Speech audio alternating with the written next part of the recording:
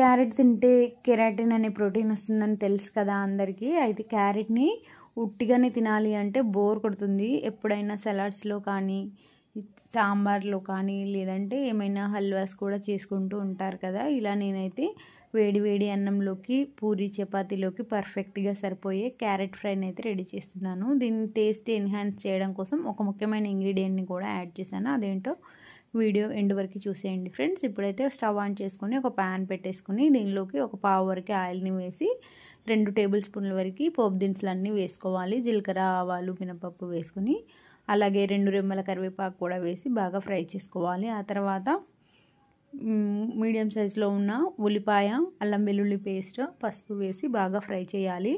ఇలా ఉల్లిపాయలు ఒక 60% వరకు ఉడికేంత వరకు ఉడికించుకోవాలి. ఈలోగా అల్లం వెల్లుల్లి పేస్ట్ కూడా మంచిగా ఫ్రై అవుతుంది. ఆ తర్వాత కట్ చేసుకున్న క్యారెట్ పీసెస్ని వేసేసుకుని టేస్ట్కి సరిపడా ఉప్పును కూడా యాడ్ చేసుకుని అంతా ఆయిల్ పట్టేలాగా కలుపుకోవాలి.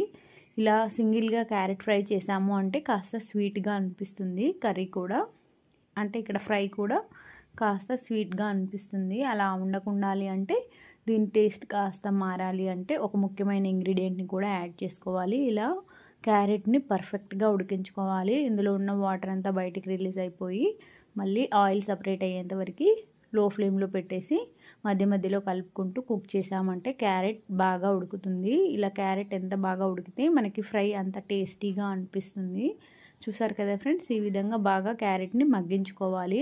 ఇలా మగ్గించిన దాన్ని మరొక నిమిషం పాటు మూత పెట్టేసి మగ్గించామంటే ఇంకాస్త ఎక్కువగా మగ్గుతుంది. చూసారు కదా, ఇలా కంప్లీట్గా ఆయిల్ అనేది బయటికి సపరేట్ అయ్యేంత వరకు మగ్గించుకోవాలి. ఇలా మగ్గిన దానిలోకి ఒక ముఖ్యమైన ఇంగ్రీడియంట్ అని చెప్పాను కదా ఫ్రెండ్స్, అదే అండి ఒక గుప్పెడు మునగాకుని తీసుకొని ఇలా మధ్యలో వేసేసుకొని ఈ ఆయిల్ మొత్తం మునగాకుకి పట్టేలాగా కలిపేసుకోవాలి. చూసారు కదా వీడియోలో చూపించినట్టు ఆయిల్ మొత్తం మునగాకుకి పట్టేలాగా కలిపేసుకొని ఇది బాగా దగ్గర పడేంత వరకు మూత పెట్టి మరొక 2 నిమిషాలు ఉడికించామంటే చాలా తక్కువ టైంలోనే ఈ క్యారెట్ ఫ్రై అనేది రెడీ అవుతుంది.